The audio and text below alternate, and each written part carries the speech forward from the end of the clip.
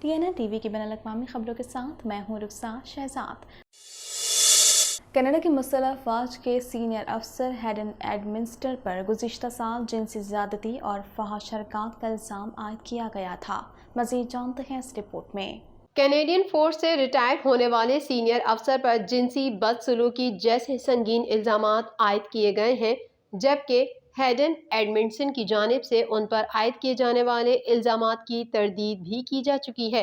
Canada की मुसल्लह अफवाज के senior अफसर अपने जिनसी इस्तेहसाल के मुकदमे की समात अगले साल होने से पहले ही रिटायर हो रहे हैं। फोर्स की सीनियर क़यादत की जानिब से अरकान के नाम एक नया जारी करदा पैगाम इस बात की तस्दीक की गई है कि वाइस एडमिरल हेडन एडमिंसन जिनसी बद इंतजामी के दावों का सामना करने वाले सीनियर फौजी रहनुमा में से एक हैं जो रिटायर हो रहे हैं। एडमिंसन पर गुज़िश्ता साल जिनसी ज़्यादती और फहश हरकत का इल्ज़ाम आयद किया गया था।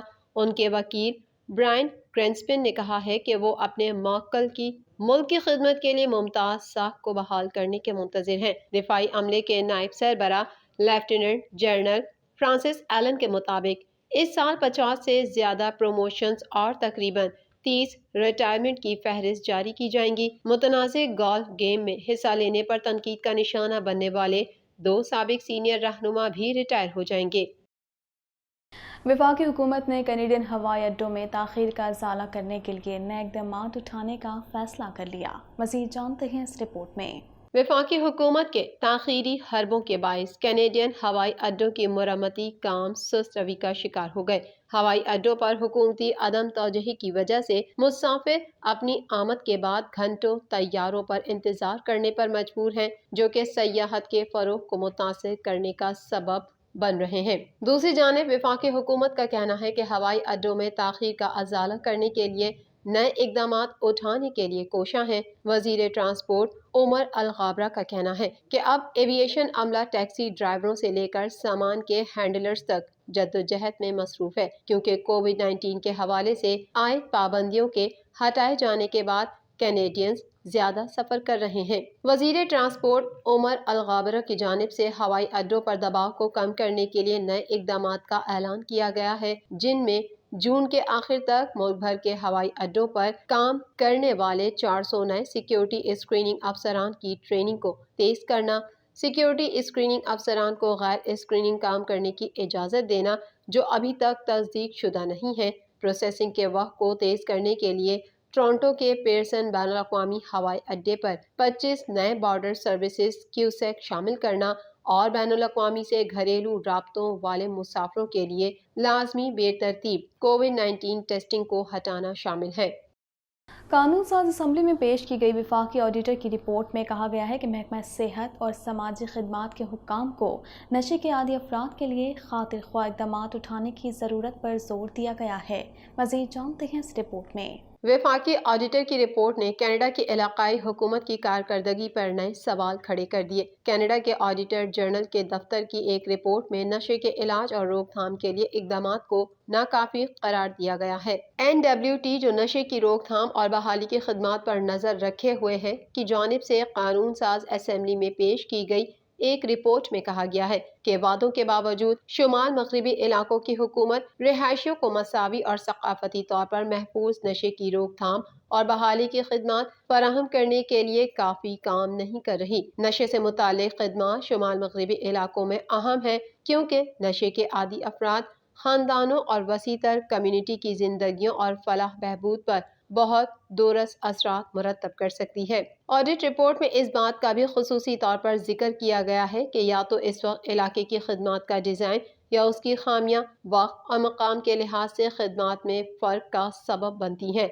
रिपोर्ट में यह भी नोट किया गया है कि ज़्यादातर कम्युनिटीज़ के रिहायशियों को डेटॉक्स सर्विसेज तक रसाई हासिल करने के लिए सफ़र करना पड़ता था, जो येलो नाइफ, इनोविक और ही रिवर में हर सूरत में या इलाके से बाहर सहूलियात पर मबनी इलाज के मराकज़ के जरिए दस्तियाब थी। सिर्फ मखसूस जगहों पर कुछ खिदमात का होना कुछ अफराद के लिए रुकावटों का बाइस बन सकता है। ऑडिट के प्रिंसिपल जो एन श्वार्टर्स ने एक बयान में कहा कि मजमूई तौर पर यह ऑडिट बेहतरी की ज़रूरत को जाहिर करता है। श्वार्टर्स ने कहा कि हम पुरउम्मीद हैं कि इन चीज़ों पर अमल किया जाएगा। اسرائیل اور متحدہ عرب امارات نے آزاد تجارتی معاہدے پر دستخط کر دیے، جو کسی بھی عرب ملک کے ساتھ اسرائیل کا پہلا بڑا تجارتی معاہدہ ہے۔ مزید تفصیلات اس رپورٹ میں۔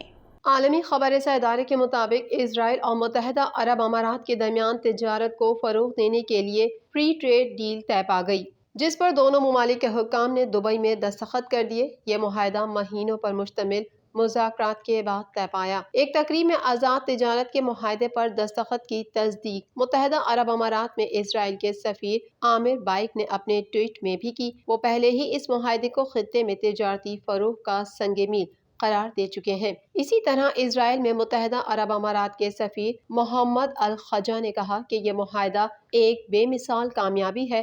دونوں ممالک کے تاجروں کو مارکیٹوں تک کم ٹیرف میں تیز تر رسائی ملے گی، جس سے دو طرفہ تجارت میں اضافہ ہوگا۔ اسی طرح امارت اسرائیل بزنس کونسل کے صدر ڈارین باراک نے کہا کہ تجارتی معاہدے میں ٹیکس کی شرح، درآمدات اور دانشورانہ املاک کی وضاحت کی گئی ہے، جس سے مزید اسرائیلی کمپنیوں کو متحدہ عرب امارات بالخصوص دبئی میں دفاتر قائم کرنے کی ترغیب ملے گی۔ واضح رہے کہ امریکہ کی ثالثی میں 2020 کو متحدہ عرب امارات نے اسرائیل کے ساتھ سفارتی اور تجارتی تعلقات بحال کر لیے تھے اور دونوں ممالک کے درمیان دو طرفہ تجارت میں اضافہ ہوا ہے۔ روس کے ایک انٹیلیجنس افسر نے دعویٰ کیا ہے کہ صدر ولادیمیر پیوتن اپنی بینائی کھو رہے ہیں اور ان کے پاس زندہ رہنے کے لیے صرف 3 سال باقی ہیں۔ مزید جانتے ہیں اس رپورٹ میں۔ میڈیا رپورٹس کے مطابق روس کو ایک انٹیلیجنس افسر نے کہا ہے کہ ڈاکٹروں نے 69 سالہ صدر کو زندہ رہنے کے لیے صرف 3 سال کا وقت دیا ہے، کیونکہ انہیں تیزی سے بڑھنے والے کینسر کی شدید عارضہ لاحق ہے۔ فیڈرل سیکیورٹی سروس کے افسر کا کہنا تھا کہ پیوتن کو اکثر سر درد رہتا ہے۔